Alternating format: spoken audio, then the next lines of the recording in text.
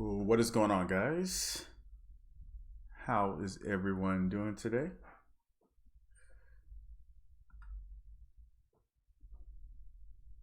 Let's see what we got. All right, guys. Doing a live stream, doing something a little bit different today. Since I'm pretty much working at home for the foreseeable future, I have a lot more time to do this type of stuff.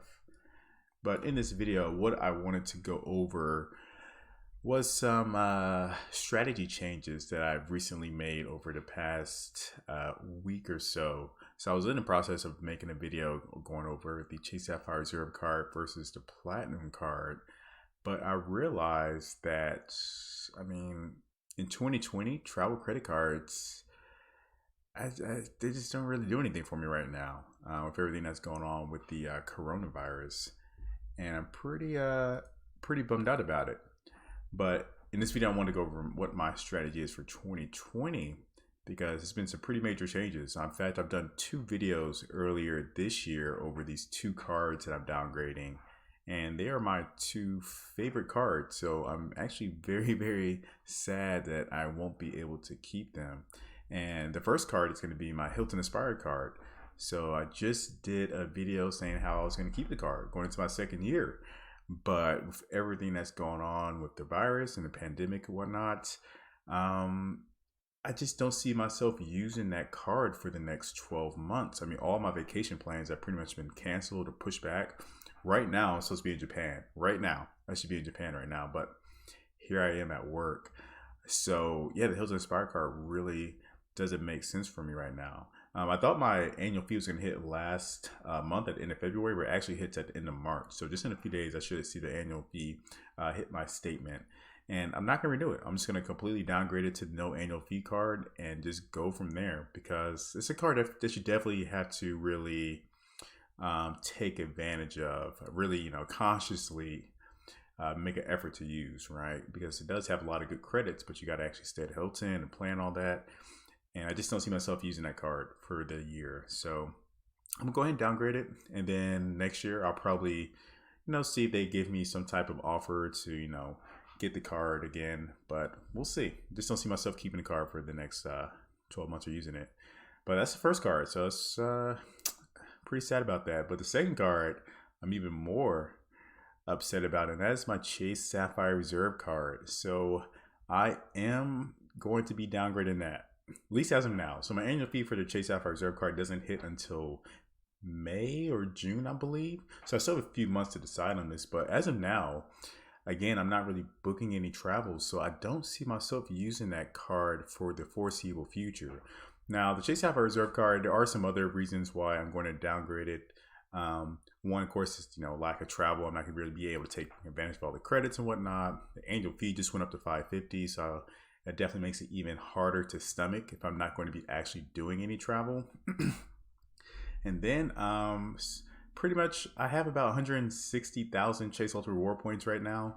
So the good thing is that my wife just got the Chase Sapphire Preferred card just a month or 2 ago. So even though I'm getting rid of Chase Sapphire Reserve card, I'll still have access to the travel partners and travel portal if I really wanted to book something in the coming future.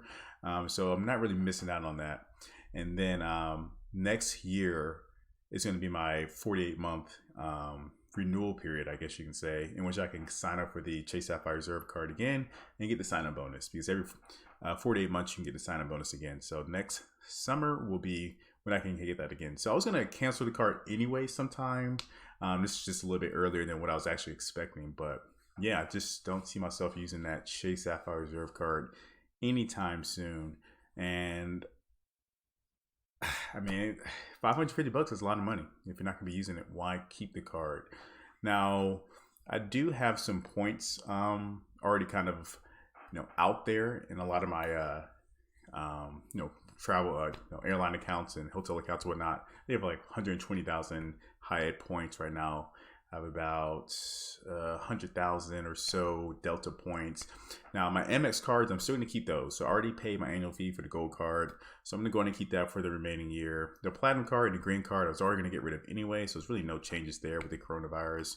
But I am going to keep that. And then if I do need to travel, I'll probably just rely on those points for the next 12 months or so. So really, again, no point keeping the Chase Sapphire Reserve card at this point because I just don't see myself traveling enough to really utilize that card. What's going on, Casey? What's going on, man? How you doing? Little midday stream.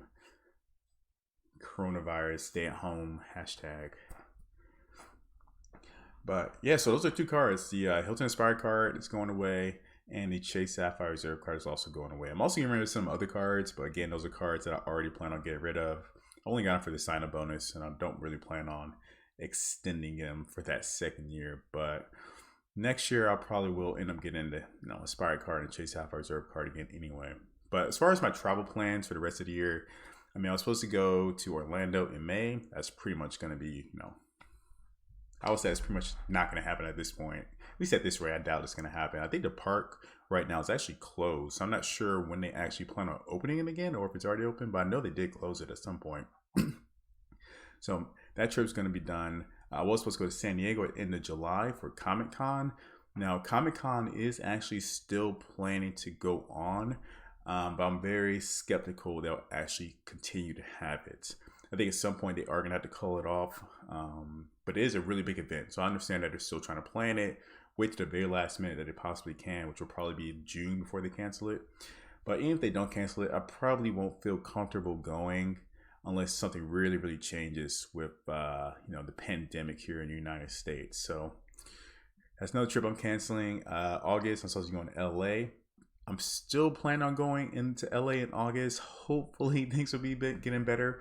Good thing about a lot of these trips is that I can cancel them. So, all the airlines right now are getting rid of the cancellation fees and change fees for a lot of their stuff. So I can still always cancel them or move them out further if I need to. So I'm not too worried about that. I was talking to my wife today. We just got an email about a trip or a flight to Tahiti from Atlanta, which is going for about $750, I think, which is normally costs about $1,300. So we thought about it, but it's really it's really not worth booking anything like that right now if you don't know what's gonna be going on. It's a very expensive trip, even though it's relatively cheap. But I just have to comfortable actually taking care of that. See, Casey's saying that he was planning on closing his gold card to give him a retention offer. Yeah, even if they gave me a retention offer, like for the for the Aspire card, I probably still wouldn't take it. I'm still not going to make enough value out of that card in my first year to keep it. And I think once I downgrade to the no annual fee Hilton card, some people do get offers to upgrade to the Aspire card. So maybe I'll get that next year. But for me, nah, I'm going to keep the gold card though. I'm keeping my gold card. I already paid the annual fee. Points Blank Travel. What's up, Will? Fan, man. Great topic, man. I'm curious to hear what everyone is doing there. Yeah, I mean, for me, it's just no travel for 2020 at this point. At least not right now. Like I said, I have the LA trip booked for August, so I'm still planning on going on that one. I'll probably push my Orlando trip to later in the year as well. We'll see. And then that's about it. I don't really have any international travels planned right now until I know things are going to get better with the virus and whatnot. I'm not really inclined to book any really big trips. I can maybe book some domestic trips here and there, but big, international trips, probably not going to do anything. So that's why I'm really cutting back on my cards right now and these annual fees. In fact, my strategy going forward for the next few months, I'm probably going to end up getting a whole bunch of cashback credit cards just for the sign-up bonus. I'm not necessarily going to be doing cashback strategy from now on, but I will be chasing those cashback credit cards for the sign-up bonuses just for the next few months because why not? I mean, they're usually pretty easy to get. You can get like $500 out to spend $1,000 or $250 or something like that, or I think it's normal it's like $200 if you spend $1,000. So very low minimum spends. You get a decent little bit of cash in your pocket. So that is my strategy for 2020. And I'll probably be doing a video on the best cashback bonus credit card, sign-up bonus credit cards in my next video.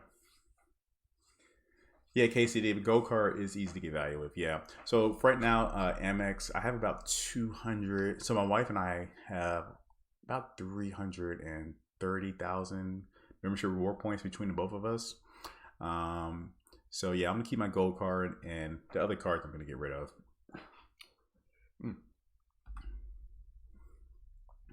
I'll be on the 524 in September. Yeah. I got a plan for that too, actually, Casey. That's a good point. I need to make sure I'm under 524 by next June or July. So when I do apply for the Chase Sapphire Reserve card, I can actually get it. Yeah, Casey, that's the thing. Like I said, right now, yeah, I need to do the calculations. And maybe I can't do any cashback credit cards right now if I'm going to get that Chase Sapphire Reserve card again next summer. I got to see what my 524 is looking like. I mean, cashback credit cards, even if I'm not going to necessarily use them right now, because I still do want to accumulate Chase Ultimate Reward points and Gold MX or MX membership reward points, because, at some point this is going to go away. I'm going to need those points to travel, but I'm not going to chase any big sign-up bonuses that are just going to sit in my account for the next 12 months. I don't have any intention to use. I'd rather have the cash at this point. I actually thought about cashing out on my Chase Ultimate Reward points. But if I did that, I'm losing, 50% if I were to use a Chase Travel Portal, or 2 cents per point if I were to transfer them out. I actually value those points even higher than that, even closer to like 3 cents per point. So if I were to cash them out, I would have to get, a 300% return on my, cash that I took out in order to make up for that. And that's doable if you're a certain type of investor. Like, I am a pretty aggressive investor. I'm actually looking at the stock market right now on my laptop. But it's really a 300% return on your spend is really good for travel. So I'm not going to cash out my Chase Ultimate Reward points. You can't really do that with Amex because you have to have the Charles Schwab Platinum card. And that's going to cost me $550 to get that card. And then I don't really care about the credits. So that's too much effort to do with the MX cards. Yeah, Casey, yeah. You cash out some on investments. Yeah, see, I thought about doing it, but I think I do want to keep those points in my travel account, because when you use them for travel, that's instantly 50% return on your investment. If you buy them at 1.5 cents per point, it's 100% return on your investment if you value them at 2 cents per point. And if you value them at 3 cents per point, of course, that's a 200% return. So that's why I haven't necessarily cashed out on them yet. If I needed the money, then I would. But, you don't really need to necessarily. I don't need the money. I don't need the cash right now. I'm actually comfortable right now. I'm lucky. I still have my job. So if you guys, if you lost your job because of this whole coronavirus thing, I'm sorry. I hope you guys really pulled through with this. It's definitely a bummer. They just announced today they had like 3.3 million people looking for or claiming looking for unemployment benefits. That is a historic high. Usually on a weekly basis, like the unemployment numbers are like 200,000. It was 3 million last week. That is crazy. That is absolutely crazy. What's going on, Levon Williams? Thanks for subbing, man. Yeah, guys, if you're in there, watching the video, let me know down in the chat so I know you're here. I think most people are now focused on some type of cashback. Yeah, cashback seems to be cash is king. If you can, like, say, if you're just accumulating points and not using them, then it's those points can be devalued at any time, right? So that's why I'm not in any huge rush to accumulate any other points right now. I'll still accumulate my Chase Ultimate Reward points and my MX membership reward points. Those are flexible points. But if I'm looking for any airline sign-up bonuses, hotel sign-up bonuses, I don't really care about those because those points can be devalued. And if I'm not going to use them anytime soon, I really don't want them. So that's the big thing. That's the big thing. But yeah, so what's in my wallet right now? And now I'm going to keep the Chase Sapphire Reserve card until May or June. Accumulate as many points as I can, and then I'm going to downgrade it to the Chase Freedom card. Yeah. I'm really bummed out. Really bummed out. I was very optimistic at the beginning of all this, like back in February. I was pretty optimistic that this would, blow by, and fortunately it didn't. So here we are. Hey, how you doing, Cartwright? I appreciate it, man. I appreciate it. Yeah, I've been a little bit slacking on the videos, guys. I just been let me tell you guys this. So someone in my company, in my actually like sits like probably like 3 rows away from me, was exhibiting coronavirus symptoms. So I think it was like last Monday or Tuesday. They left early. They were complaining of chest pains or something. Apparently, that's what someone told me. I didn't experience this firsthand, but someone told me they experienced chest pains and they were complaining, and they left early. They didn't come back to work. I informed my boss, what was going on, to make sure that he knew. And because of all that, I was like stressed out last week, guys. So stressed because then my other coworker said she wasn't feeling good either, had some chest pains as well, and she sits right behind me. So I was like super stressed last week, and I was actually had like a slight panic attack. I think it was my first panic attack. I mean, my chest started to tighten, and I'm pretty sure it was just a panic attack. It was only for like an hour, so I felt kind of winded, I guess. Not even winded, but it's very stressful. So that's why I really haven't been doing too many videos this past couple weeks, guys. I've just been bummed down and stressed. Yeah, so my next videos I'll be probably doing is probably going to be over some cashback credit cards, right? So cashback credit cards. I'm not sure how I'm going to do it yet. Like if I'm going to do one video per card, I kind of group them up. We'll see. This is day 10 from working from home. So I started working from home last Wednesday, I think. So it's been just a little over a week for me. And when I started working from home last week, it was completely unofficial. Like it wasn't, anything that I didn't ask for permission. I just didn't come to work because my job is pretty much remote anyway. I don't necessarily have to be in the office. I can do everything just from my laptop.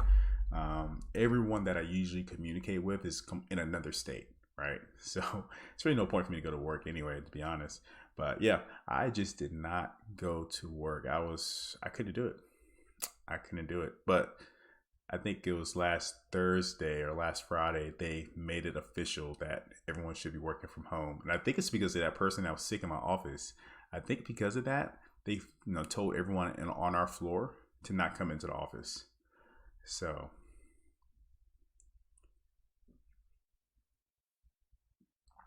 yeah, points blank travel. You did a video on that as well.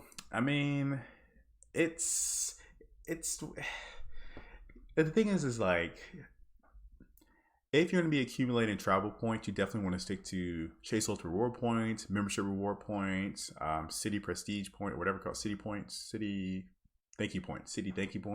You want to stick with those flexible points. If you're trying to like get hotel credit cards right now or airline credit cards, that's probably not the best strategy just in the type of environment that we're in, because I don't know, at some point, like I said, these things could be devalued now. Oh, what's going on? How to build a credit TV, my man. This guy is my idol, guys. He does live streams all the time. I'm always watching yours too, man. I'm always on silent though, but I'm trying to get to that level where I can just do live streams. So I much more enjoy doing live streams than actually making videos. I know this is kind of an odd time. I'm actually, how many people are watching right now? 6 people. Okay. I'm actually kind of surprised there's 6 people watching right now. I figured some people would be working from home. That's why I went and took a shot. But normally my live streams would probably be back, in the evening times. But I will be doing some during the day, just randomly, on my lunch break. But moving more to cashback. Yeah. Folks. Yeah.